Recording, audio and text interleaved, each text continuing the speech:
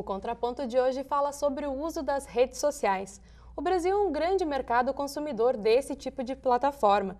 Segundo a Comscore, uma empresa especializada em audiência online, 90% dos internautas brasileiros estão nas redes sociais. Confira a nossa reportagem. Segundo dados do Ibope Nielsen Online, o Brasil é o segundo maior participante do Facebook, com 51 milhões de usuários. E também é o vice-líder no Twitter, com 33 milhões de perfis. Pesquisas mostram que o brasileiro é o povo que passa mais tempo conectado às redes sociais. Eu utilizo as redes sociais todos os dias. A frequência assim, é bastante. Não tem um dia que eu não utilize.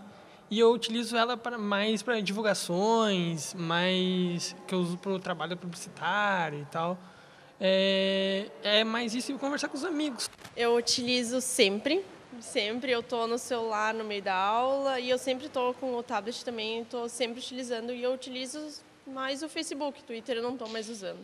Eu uso todos os dias, eu acho que hoje em dia, se tu não tá, tu acaba sendo meio desatualizado, estando desatualizado, eu acho que é importante até para comunicação, para tudo. Eu utilizo mais o Facebook. Eu, assim, praticamente todos os dias vai ter algum período que eu vou estar conectada. E eu gosto de utilizar porque a gente consegue entrar em contato com as pessoas, por exemplo, para fazer alguma pauta ou para entrar em contato com algum entrevistado que tu não consegue falar por telefone. Às vezes, por mensagens no Facebook, tu consegue se conectar.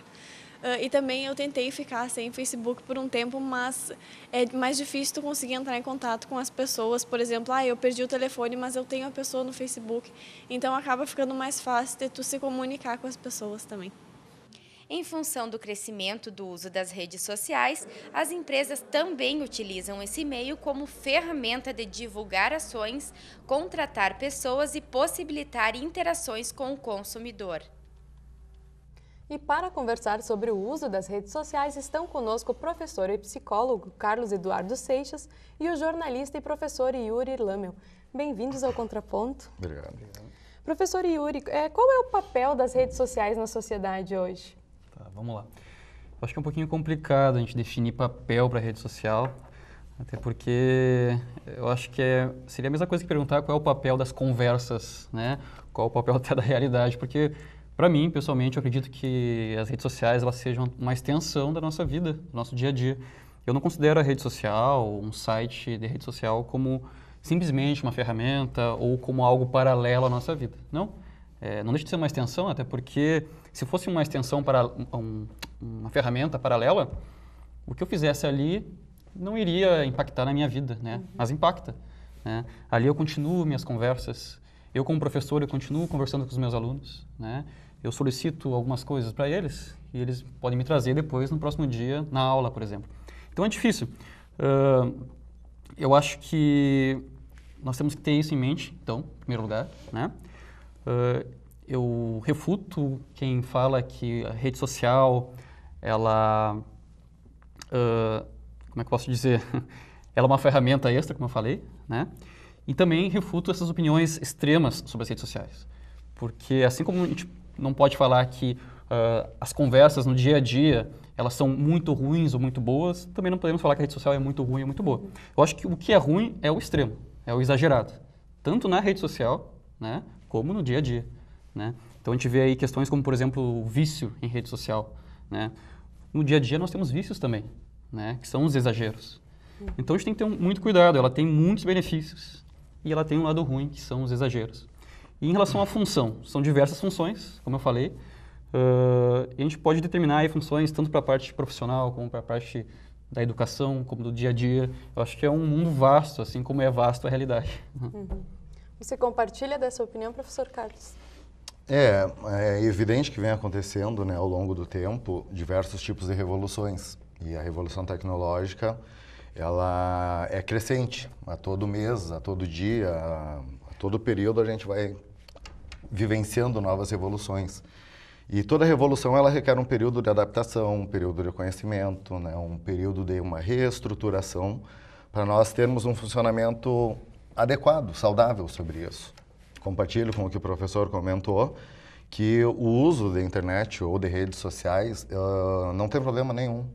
O problema ele se transforma quando há um déficit de alguma coisa ou um excesso de alguma coisa. Então, as redes sociais, elas têm funções, né, de socialização, né? É uma rede de apoio, de certa forma, que a gente cria, que a gente mantém, mas ela não é uma rede de apoio muito qualitativa, né, como uma rede de apoio real que a gente costuma dizer, né? Ela dá um sentimento de um falso apoio, digamos assim. Mas, sem dúvida, ela é uma ferramenta, assim como vários aplicativos e formas de uso da internet, que os benefícios são inegáveis, né? A gente tem que tomar cuidado muito com o uso abusivo, com uma dependência de como que a gente toma o uso da rede social ou o convívio do dia a dia com ela na nossa, digamos assim, vida online e a nossa vida offline, que a gente costuma dizer em alguns temas, né? Acho que assim, as redes sociais elas são é algo relativamente novo, né? Ainda estão surgindo os estudos e opiniões.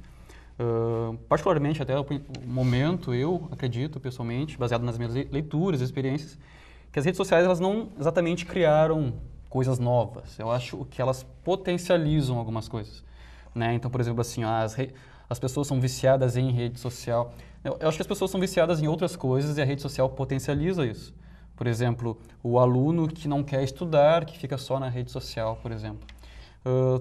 Provavelmente esse aluno já tinha problema anteriormente de atenção, problema de procrastinação, que é um problema que está crescendo muito ultimamente. Por exemplo, a procrastinação sempre existiu, mas acho que a internet potencializa isso, ela facilita, é muito mais fácil hoje, tá? Mas não é novo, né? Vício, digamos, em jogos, né? Estávamos falando antes. Os jogos sempre existiram também, né? Mas a internet potencializa, ela facilita. Mas ela também potencializa o lado bom, né? Agora, na matéria, uma aluna falou que ela usa o Facebook para buscar colegas que não têm um telefone, né? Como é que seria sem a rede social? Seria complicado encontrar o telefone. Então, a rede facilita algumas coisas também, né? E nessa questão, quando a rede começa a ser usada de forma... as redes sociais, no caso, começam a ser usadas de forma abusiva, as pessoas geralmente percebem isso ou levam um tempo até... Não, aí está uma dificuldade que a gente tem em lidar com essa questão, né? Porque a primeira tendência de uma pessoa que começa a desenvolver um uso abusivo ou um vício, seja de alguma substância, seja de algum tipo de comportamento ou um vício da virtualidade, que a gente chama, né? A primeira tendência é usar alguns tipos de mecanismos de racionalização, né? De justificar, de dizer que tem um controle sobre as coisas, de minimizar. Não, isso aí não é tão perigoso quanto, né? Então, o reconhecimento de eu estar fazendo um uso abusivo dificilmente parte das pessoas. Então, normalmente, numa avaliação que a gente faz isso, a gente acaba levantando alguns aspectos, né? Averiguando algumas questões para ver se está havendo algum uso abusivo ou não. Aí entra uma coisa que a gente costuma discutir bastante, por exemplo, o tempo que a pessoa passa online, né? Só que o tempo vai depender do momento de vida da pessoa. Se tu está num final de curso, se tu está num final de estudos, a probabilidade de tu usar um tempo maior não vai ser problema. Então, como o professor Yuri falou, o uso da internet ele não é o problemático. A internet ela é uma ferramenta maravilhosa e também uma ferramenta que pode ser negativa, dependendo do intuito e da forma como o usuário usa. Então, o problema não é a internet, é a forma que o usuário utiliza ela. E isso que o professor Yuri comentou é um dos fatores que a gente acaba levando em consideração, porque o vício da virtualidade tem aspectos psicológicos, físicos, né, neurológicos, culturais, situacionais e o que a gente chama também da teoria da compensação da personalidade, que é quando a pessoa tem algum problema, entre aspas, e utiliza um vício ou uma conexão para suprir, né, compensar algo que ela sente que falta nela, em termos de afeto, de temperamento, de personalidade ou algo do gênero assim. Uhum. É a partir dessa questão, então, que nós podemos falar e que certamente é o que a gente percebe, assim, que nas redes sociais os perfis, a forma como a gente se mostra é um recorte nosso, né? É como se fosse uma edição das escolhas dos melhores momentos, das melhores qualidades. Eu digo até que mais, é uma forma até de construir uma identidade. Ficou mais fácil eu construir uma identidade, né? Porque eu sou o filtro da minha própria vida. Eu filtro o que vou mostrar, o que não vou mostrar, né? Então, talvez aquilo que eu desejo ser, fica mais fácil eu construir aquilo, né? Isso talvez seja algo novo que a rede social traga, não sei. Ou potencializa, né? Já era possível construir uma identidade antes, com, por exemplo, o vestuário, né? Com a escolha de tópicos de conversas, enfim. Mas ali é muito mais fácil. E, inclusive, tem pesquisas que mostram que o que o Facebook está fazendo ultimamente? Está fazendo com que as pessoas elas tentem construir uma vida positiva, uma imagem positiva de si mesmo, né? E que isso pode acabar trazendo o efeito contrário nas outras pessoas. É um efeito até de... As pessoas percebem que no Facebook a vida das pessoas é o paraíso, todo mundo é feliz, todo mundo é alegre e tu acaba minimizando a sua própria vida, porque a gente não vê o lado negativo das outras pessoas, mas vê o nosso lado negativo, né? Isso pode ser algo ruim, a nossa percepção positiva, exageradamente positiva dos outros, né? E a maximização do lado negativo da nossa vida. Então isso é um problema que tá para se discutir também, né?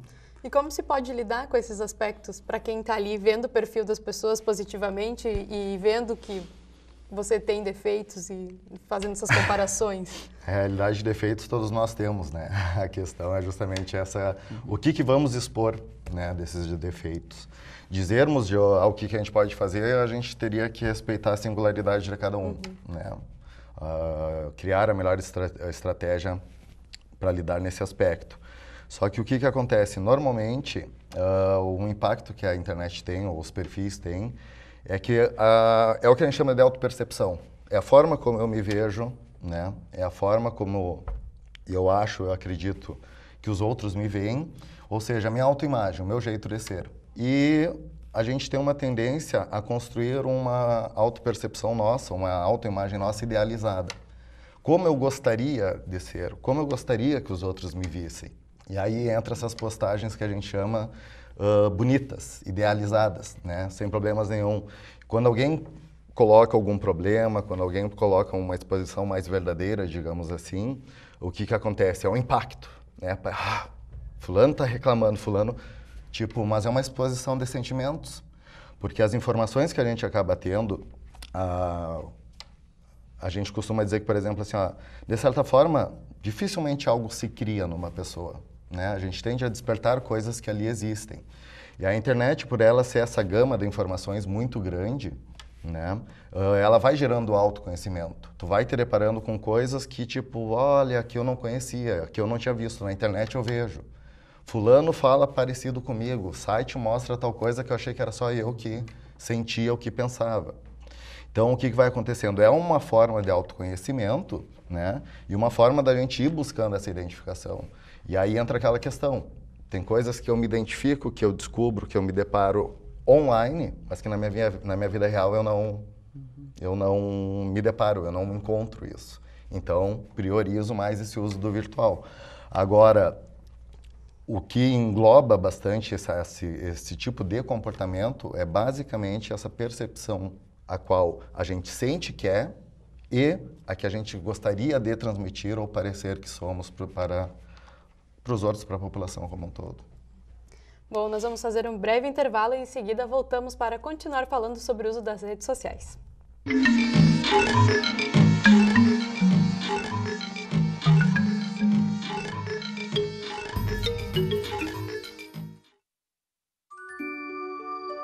Existe um lugar onde eu me sinto muito feliz, porque eu brinco, dou risada, aprendo coisas novas e tenho um monte de amiguinhos.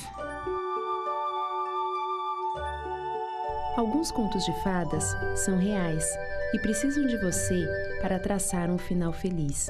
Entre em contato conosco e saiba como ajudar.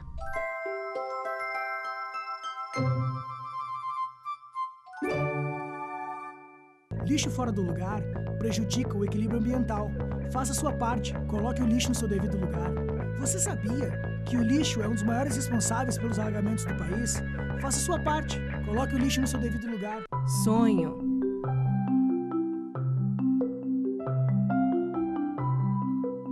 Esperança. Realização.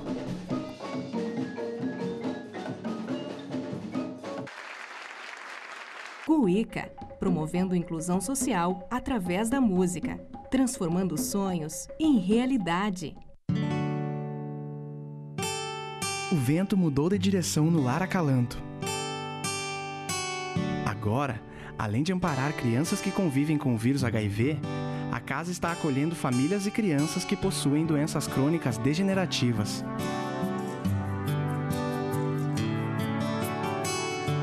Venha trazer novos ares ao Lar Acalanto.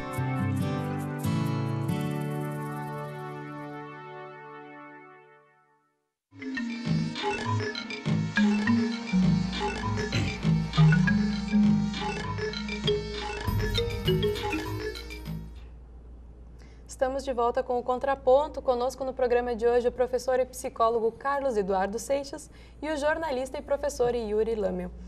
Bom, professor Yuri, você trabalha muito com a questão das redes sociais e o tema de educação, porque realmente elas têm entrado nas salas de aula, né? Como lidar com essas ferramentas e como você falou também, você não vê ela apenas como uma ferramenta, mas como uma extensão das nossas vidas, né? Bem, vamos lá. As redes sociais, como eu falei antes, elas é um fenômeno novo, né? Então, a gente ainda está numa fase de experimentação, experimentar a rede social como ferramenta para a educação. É bastante complicado por algumas razões. Para começar, que não adianta a gente aplicar massivamente a rede social se tanto os alunos como os professores não sabem utilizar muito bem essa ferramenta ainda. Então, a gente ainda precisa passar por uma fase de maturação, de educação sobre tecnologia, né? A gente tem que criar mais debates sobre as funções que a rede social pode exercer ou não. Mas sobre as experimentações. Por exemplo, aqui na Unifra nós temos um projeto chamado Mais Unifra. É um projeto onde a gente tenta experimentar as redes sociais na educação. A gente enfrenta alguns problemas. Para começar, que as pessoas elas utilizam muito redes sociais para comunicação, né, informal entre as pessoas. E elas têm um pouco elas parece que não querem trazer para esse ambiente social de seus amigos a educação. É como se a rede social fosse o barzinho, elas querem conversar no barzinho, não querem falar sobre educação. Então, talvez os alunos não percebam ainda como utilizar a rede social. Mas eu acho que é possível, sim, e eu acho que a rede social ela pode ser uma ferramenta interessante para aplicar uma coisa que nós chamamos de inteligência coletiva. O que é inteligência coletiva? É um termo que foi trazido aí por um filósofo, Pierre Levy. E o que ele diz? Ele diz que quando muitas cabeças pensam a solução de um mesmo problema, há uma chance muito maior de chegar numa solução do que uma pessoa apenas pensando, né? E ele diz que a internet ela pode facilitar esse processo de inteligência coletiva. Por exemplo, digamos que eu coloque lá, eu publique um post num blog e eu apresente um problema, né? E nos comentários, se eu tiver ali dezenas de comentários tentando achar uma solução, provavelmente eu vou achar a contribuição de várias pessoas onde cada pessoa pode contribuir melhor em um assunto, em um tema específico. Né? Então, eu apresento o problema da cidade, de infraestrutura. Talvez apareça ali um engenheiro falando sobre a parte de engenharia, um arquiteto sobre arquitetura, um urbanista sobre urbanismo, e aí vai. E chegamos, então, a uma grande conclusão, muito mais rica do que se uma pessoa apenas pensasse. E eu acho que a rede social é uma ferramenta ótima para isso, né? Porque a rede social é uma forma de trazer as relações da vida real para o virtual, né? Mas como fazer isso? Ainda estamos experimentando, ainda não tem uma solução para isso, né? Mas também é importante, né? É interessante essa ideia da inteligência coletiva, de se trabalhar no virtual, mas ela também acredito que precisa ser pensada de uma forma que ela venha para o real, né? Não só o real indo para o virtual. Claro, senão a gente vai acabar fazendo o que está acontecendo agora, que é a revolução de jovens sentados na frente do seu computador, né? Pessoas que reclamam sobre um político na rede social, há uma reclamação geral, mas nada acontece na vida real. Aí não dá. Exatamente. Então, assim, nós sabemos como debater. Esse é um grande problema. Como fazer esse debate se transformar em transformações reais. Exatamente. Isso, acho que não se chegou ainda a uma solução, né, para isso. Vocês têm trabalhado esses aspectos na psicologia também? Temos trabalhado bastante esses aspectos, porque a psicologia ela tem diversas áreas, né? Uma é a área da educação, onde entra bem essa questão que o professor comentou de conseguirmos conciliar, né? Desenvolver um melhor método de estudo, né? De aprendizagem, porque, por um lado, a gente não pode depender de uma aprendizagem que ela venha a ser feita só de livros, né? E também não só de virtualidade. Então, a gente tem que buscar um equilíbrio nessa questão educacional. Professor, Yuri, você falava a respeito, né, do uso das redes sociais em sala de aula. Como você tem trabalhado nas suas disciplinas essa questão? Eu costumava utilizar ferramentas da internet como blogs e fóruns, né? Por exemplo, para cada disciplina eu criava um blog, porque o blog tu pode escrever postagens e os alunos podem comentar.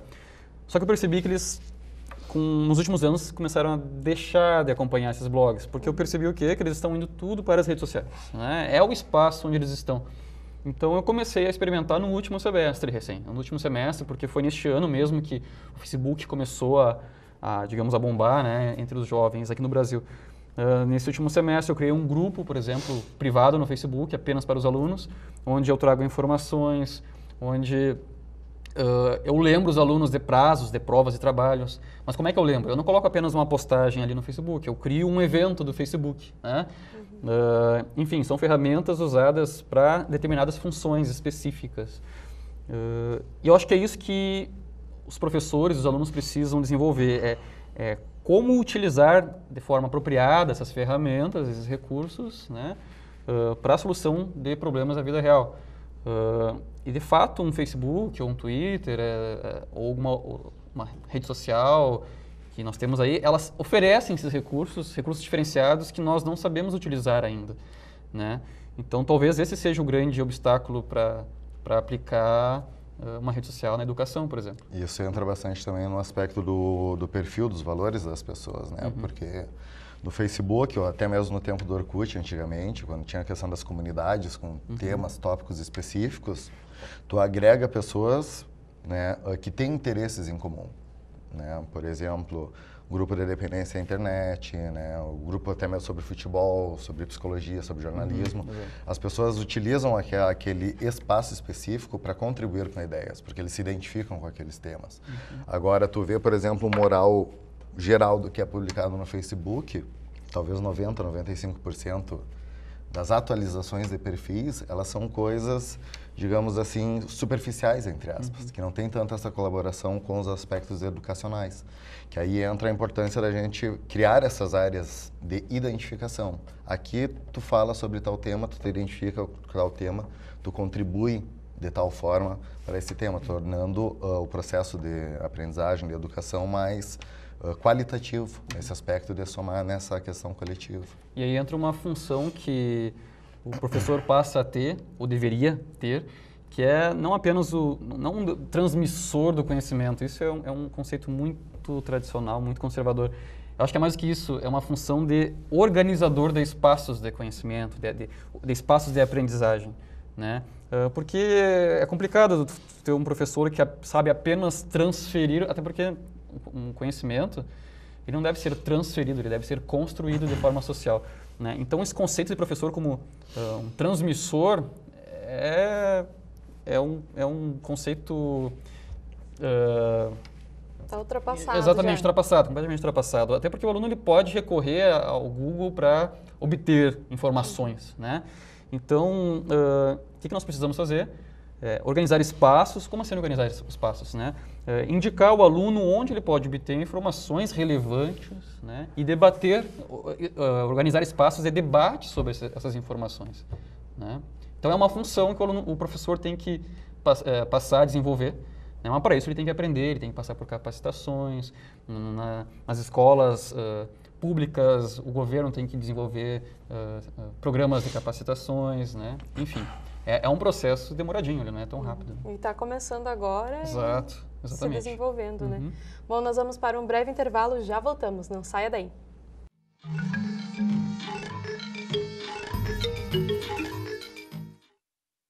Pedrinho é uma criança especial, que enfrenta dificuldades diariamente. Para passar por tudo isso, conta com seus fiéis amiguinhos escudeiros, que o ajudam a vencer cada obstáculo. Sem eles, Pedrinho nunca conseguiria enfrentar o temível dragão, que impede que todos levem uma vida feliz no castelo. Para quem enfrenta um dragão por dia, uma mão amiga sempre é bem-vinda. Por isso, Pedrinho precisa da sua ajuda também. Contribua com a Escola Antônio Francisco Lisboa e transforme a vida de vários Pedrinhos.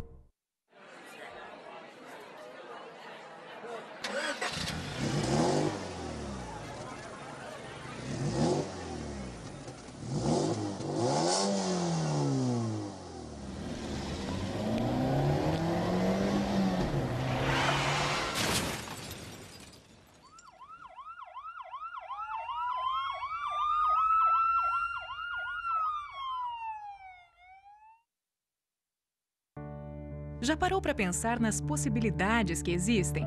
Quantas delas são reais? A maioria está ao nosso alcance. Outras dependem de um gesto de solidariedade.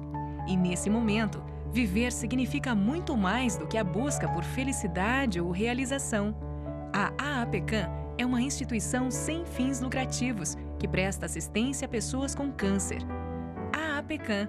Nós acreditamos na vida. Oi, você já me conhece, eu sou a Clara. Já imaginou chegar na faculdade morrendo de sede e não ter água para beber?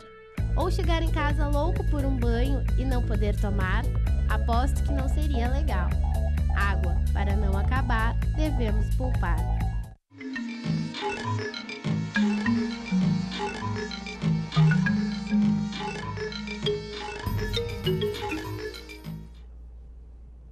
Estamos de volta com o Contraponto, falando hoje sobre o uso das redes sociais. Professor Carlos, por que usamos tanto esse tipo de plataforma? Por que as pessoas têm tanto interesse por isso? Na realidade, né, a internet, ela gera sentimentos em nós. Né? No momento que tu tá... Por que a gente costuma dizer assim, nós estamos num universo online, nós estamos conectados online? Porque quando a gente conecta, quando a gente está em redes sociais, quando a gente está em salas de bate-papos, em aplicativos do gênero, a gente acaba desenvolvendo o que a gente chama de senso de pertencimento. Eu estou pertencendo a isso. E a internet, ela é um ambiente seguro para o usuário. É um ambiente que ele te possibilita tu desenvolver uma onipotência muito grande. Tu tem um controle sobre o que está acontecendo. Se eu não gostar, pá, eu te deleto. Se eu estiver sentindo uma coisa ruim, é só eu sair daqui que eu tenho um controle. Então, a internet, um ambiente virtual, ele passa a ser um ambiente extremamente gratificante, porque ninguém vai usar a internet, ou um Facebook, ou uma rede social, para sentir coisas ruins.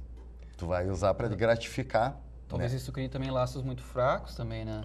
Perfeitamente, exatamente. Uhum. Tanto que a gente costuma dizer, tu até citou a questão do Levi, que ele mesmo costuma dizer, o problema é o que estamos criando relações fragmentadas. Elas são superficiais de certa forma.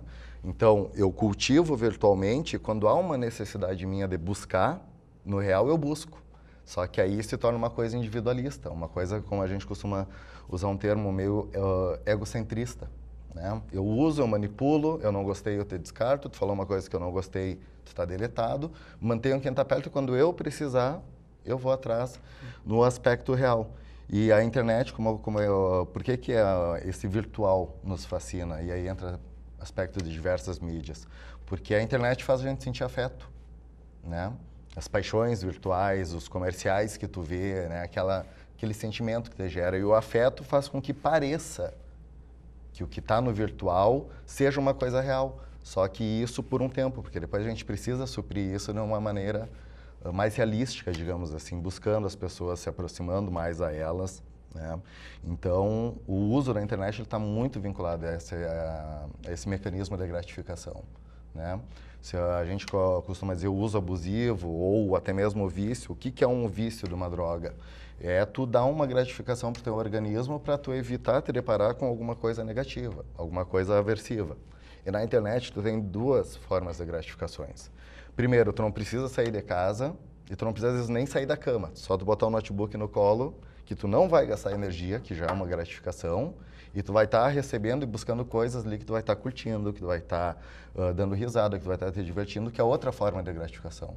Então, o uso da internet nesse aspecto, falando do uso abusivo, né, do uso patológico, digamos assim, acaba tendo esse fator que é um fator delicado, porque ele gratifica o nosso organismo duas vezes de uma maneira, entre aspas, saudáveis. Aí eu acredito que se justifique bastante o uso, né, a conexão, a procura para esses tipos de interação na internet também. É quase como se fosse uma cápsula para satisfazer uma necessidade temporária de comunicação, digamos. Né?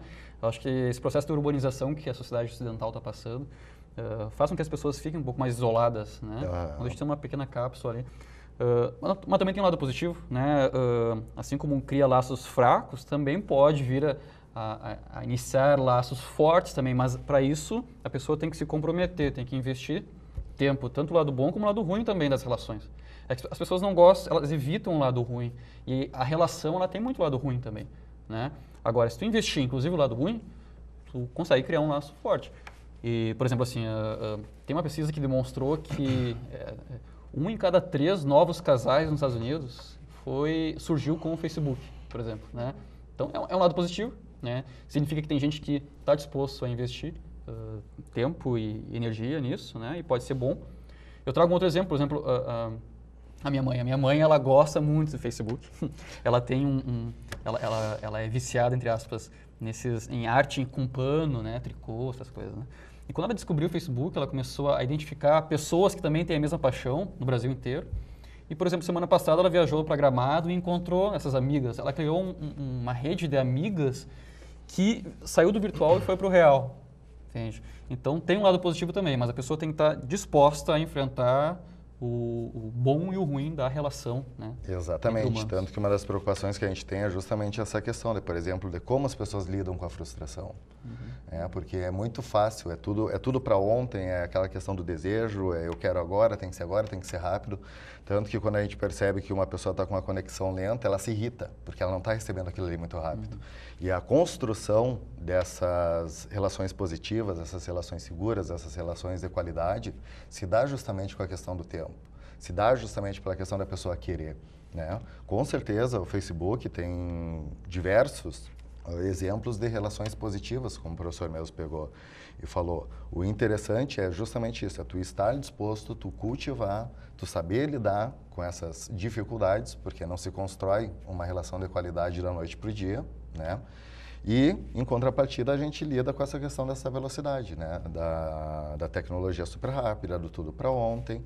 Então, frisando, que eu acho que é de suma importância a gente comentar que a questão não é o problema do uso, né? Não é o problema do aplicativo, não é o problema da rede social, e sim a forma como o usuário utiliza isso. A internet, mais do que comprovadamente, tem benefícios fantásticos ali, tanto a nível de socialização, né? Terapeuticamente a gente usa a internet, ou às vezes até as redes sociais, MSN, para orientar pacientes a desenvolverem habilidades, desenvolverem estratégias novas de enfrentamento aos seus problemas.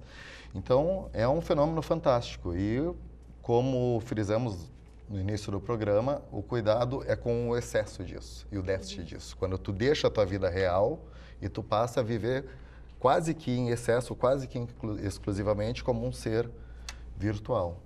Precisa haver uma relação de troca entre virtual e mundo sem real, dúvida, né? Sem dúvida.